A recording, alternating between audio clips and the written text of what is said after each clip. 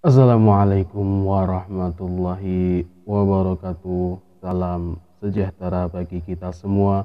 Salam rahayu, rahayu, rahayu. Baik sahabat-sahabat, jumpa kembali bersama saya, manusia setengah dukun dan manusia setengah kiai.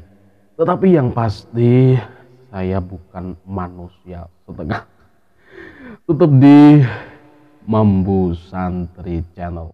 Alhamdulillah sahabat-sahabat, di kesempatan kali ini kita masih diberi kesehatan, kita masih diberi keselamatan, kita masih diberi kesehatan gitu ya.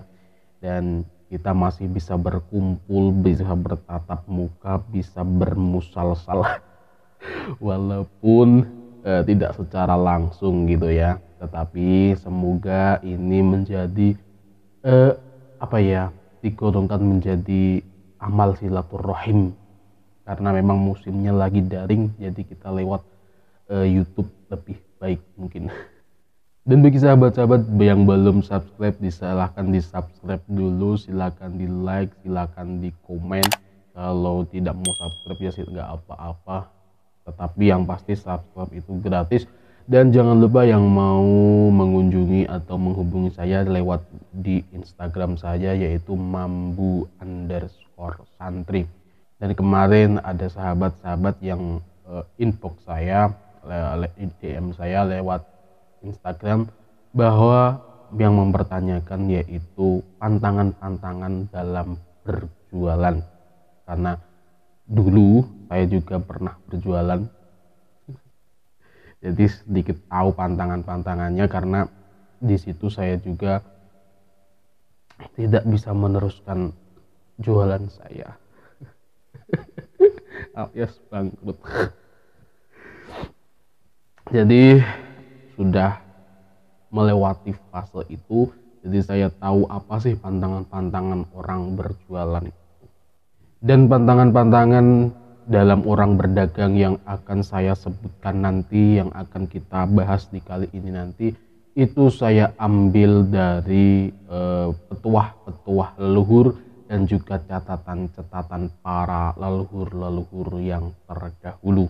Petuah-petuah leluhur ini dalam masyarakat Jawa sering dipakai dalam kehidupan sehari-hari, baik dalam menentukan hari baik, menentukan jodoh, pekerjaan, dan semua aspek yang mengenai kehidupan di dunia. Di dalam petuah leluhur terdahulu itu sudah diatur bagi Anda yang berprofesi sebagai pedagang atau dalam jual beli. Maka dari itu ada pantangan-pantangan untuk orang berdagang yang tidak boleh dilakukan menurut petuah-petuah leluhur. Dan di dalam kata leluhur itu juga ada cara bagaimana supaya dagangan kita itu laris. Ada juga cara orang-orang itu supaya bisa lebih berhati-hati, dan juga hal-hal yang menjadi pantangan yang tidak boleh dilakukan oleh orang-orang yang melakukan berjualan, dagang, ataupun yang sejenisnya. Dan mengenai petuah-petuah leluhur ini, itu merupakan sebuah ilmu titen dan juga ilmu kasunyatan. Jadi bukan ramalan ya, jadi itu ilmu titen ataupun ilmu kasunyatan. Jadi ini bukan ramalan, yang artinya ini itu tidak 100% benar. Saya ulangi lagi, karena ini ilmu titen dan juga ilmu kasunyatan yang bukan ramalan, jadi ini tidak 100% benar. Tetapi gak ada salahnya kita mengikuti petuah-petuah dan perkataan para leluhur kita terdahulu. Nah, lalu apa saja sih pantangan-pantangan menurut orang terdahulu, menurut para leluhur itu, supaya ketika kita berdagang ini tidak sepi? Yang pertama adalah ketika kita mau berdagang atau kita mau berjualan, jangan melewati rumah orang yang sedang bergabung atau rumah orang yang ada orang meninggalnya. ya. Jadi ketika jalan panjenengan ini ketika mau ke tempat dagang, ke tempat jualan ini ada orang menikah lagi, itu jenengan harap berputar atau jangan sampai melewati rumah orang yang sedang berkabung ini, karena itu menjadi sebuah pantangan dari para leluhur kita. Makanya ketika ada orang jualan yang jualannya keliling gitu ya, dan itu kok malah ketika pagi-pagi atau dia baru jualan dia sudah ketemu sama orang meninggal, atau ketika dia sudah melewati rumah orang meninggal, wah apes gitu loko gitu, mesti pada bilang begitu. Karena apa? Karena mereka secara tidak langsung mereka sudah tahu bahwa itu adalah pantangan dari orang berdagang. Lalu yang kedua adalah pantang meludah atau sering meludah. Ketika kita di sebuah toko ataupun di sebuah warung, itu jangan sampai kita meludah di depan toko kita. Jangan sampai kita membuang ludah di depan warung kita. Karena ini bisa membuat warung kita sepi. Ini bisa membuat warung kita ini jarang pembelinya. Seperti seumpama kita jualan makanan, lalu kita gampang meludah di depan. Nah, orang yang melihat ini pasti akan jijik gitu ya. Jadi itu dipikir secara logika saja, dan ketika kita hubungkan dengan hal magis, dan ini tentunya ada karena air ludah itu adalah air kotor ketika sudah di luar. Jadi itu adalah kegemarannya para jin gitu ya, dan itu bisa menutup warung kita. Ini kalau secara magis. Tetapi kalau kita secara logika saja, ketika orang melihat orang meludah itu pasti akan jijik. Apalagi kita meludah di depan warung kita sendiri, di depan toko kita sendiri, di dekat dagangan kita, pasti akan orang jauh-jauh dari warung kita. Lalu pantangan yang ketiga adalah jangan menjelek-jelekan dagangan orang lain. Ini juga pantangan yang sangat serius. Ketika kita membicarakan kejelekan orang lain atau kita malah menjelek-jelekan dagangan orang lain, ini kalau kita saingan itu tidak secara fair kan gitu. Biarlah sana jalan sendiri, kita juga jalan sendiri. Jadi menurut leluhur-leluhur kita dulu, ini adalah pantangan yang sangat serius, karena ketika kita menjelek-jelekan dagangan orang lain, ini akan menjadi sepi. Dan ini sering dilakukan oleh orang-orang yang berjualan. Jadi orang-orang yang berjualan ketika di situ dagangannya sama atau dagangannya hampir sama, itu pasti dia menjelek-jelekan gitu ya. Dia menjelek-jelekan dagangan orang lain, menjelek-jelekan warung lain, menjelek-jelekan toko lain. Jangan sampai, ini pantangan yang sangat serius. Dan ini memang sering dilakukan oleh orang-orang berjualan.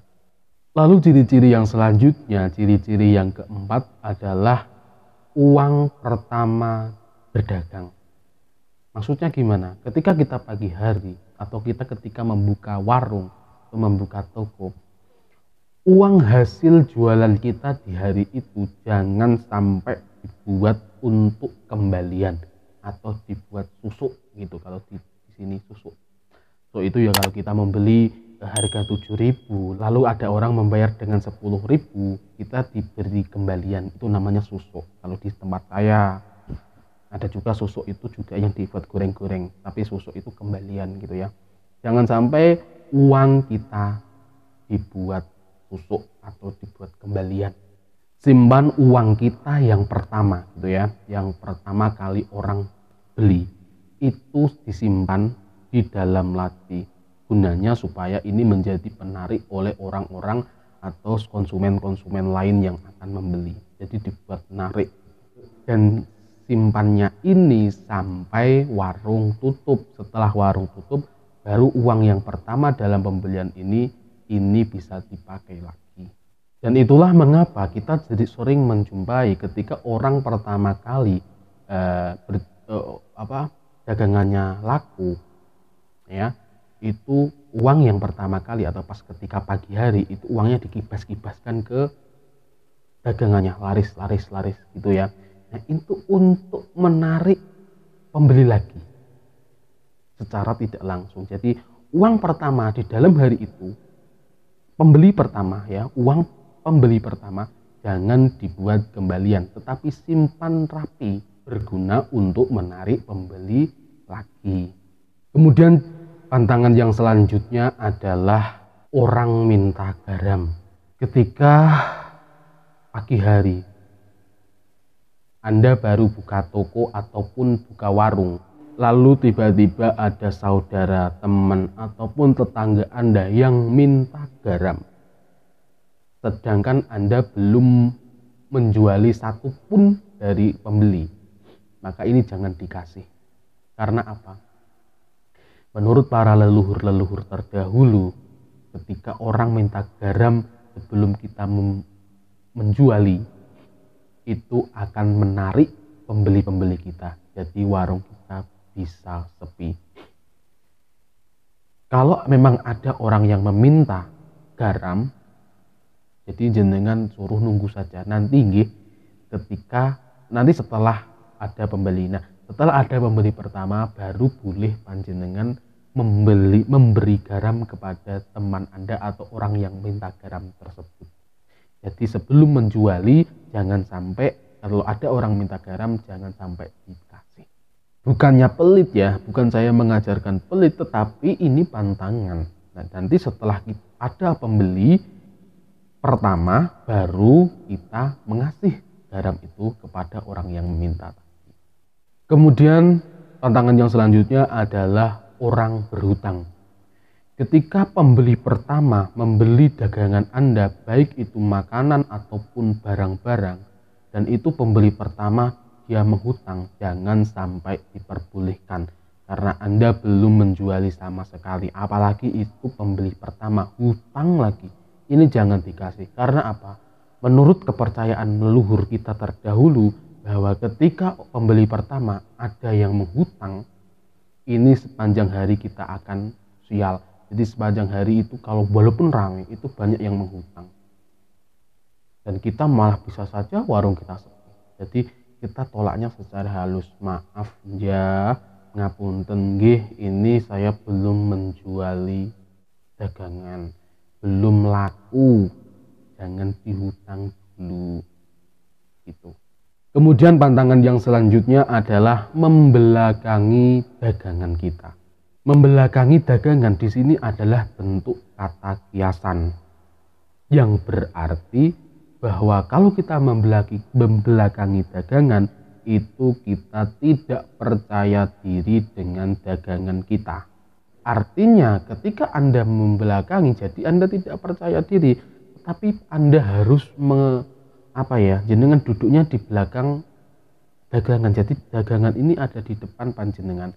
Jadi itu membuat itu adalah sanepo Anda percaya diri dengan dagangan Anda. Nah, kalau panjenengan ini tidak percaya atau tidak percaya diri dengan dagangan Anda, lah terus gimana? Jadi jenengan itu harus menghadap dagangan, itu bentuk rasa kepercayaan diri dagangan panjenengan. Kemudian pantangan yang selanjutnya adalah orang mondar-mandir di depan tempat berdagang. Ketika panjenengan buka toko atau pas lagi jualan, kok ada orang mondar-mandir rono rene ngalor ngidul. Itu panjenengan lalu ajak orang tersebut untuk duduk, lalu kasih makan atau minum, tetapi jangan dikasih makanan yang itu dagangan panjenengan. Kasih makanan itu yang khusus makanan untuk jenengan. Mungkin yang panjenengan bawa dari rumah, atau memang masakan yang Anda khususkan untuk makan panjenengan. Jadi jangan makanan dagangan. Karena apa? Menurut orang leluhur kita, ketika ada orang mondar-mandir di tempat dagang kita, itu orang itu ingin menyalahi dagangan kita, menyalahi usaha kita. Jadi untuk nyeranani itu, kita ajak orang itu duduk, lalu kita kasih makan. Tetapi makanannya tidak dari dagangan kita, gitu nggih, dari makanan pribadi, atau ketika kita bawa dari rumah kasih, atau ketika masak khusus untuk kita kasih. Yang penting jangan makanan dagangan. Kemudian yang selanjutnya adalah jangan berdagang di kuburan. Jangan berdagang di atas kuburan ataupun bekas kuburan, walaupun itu tempatnya sangat strategis. Memang awalnya kita jualan di tempat situ, walaupun itu strategis, itu awalnya adalah laris manis. Itu ada sengkolo ataupun sepi ataupun bencana gitu ya, sengkolo. Dan itu akan membuat sepi, yang lama kelamaan itu akan membuat usaha Anda, dagangan Anda itu bangkrut. Nah, itulah sahabat-sahabat pantangan-pantangan orang dalam berjualan.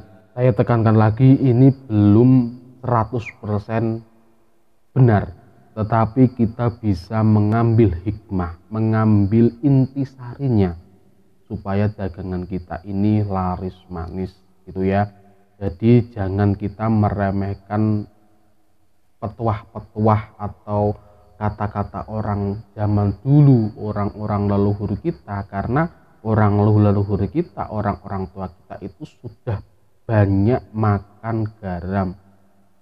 Ya betul, sudah banyak makan garam, artinya sudah pengalaman di dalam berdagang.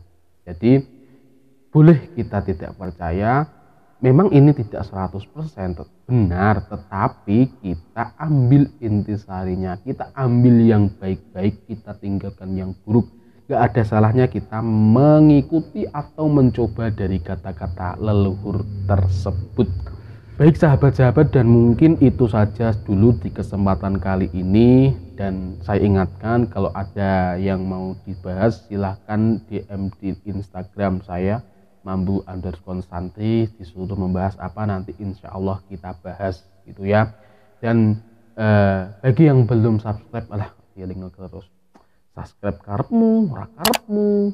Yang penting ditonton, jangan lupa bahagia gitu ya.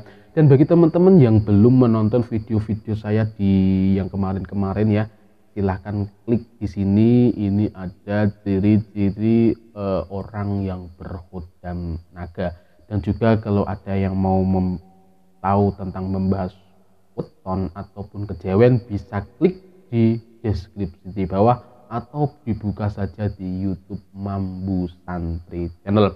Mungkin itu dulu teman-teman. Apabila ada kebenaran dari penyampaian saya, itu semata-mata adalah pertolongan Allah Subhanahu wa Ta'ala, pertolongan Tuhan yang Maha Esa.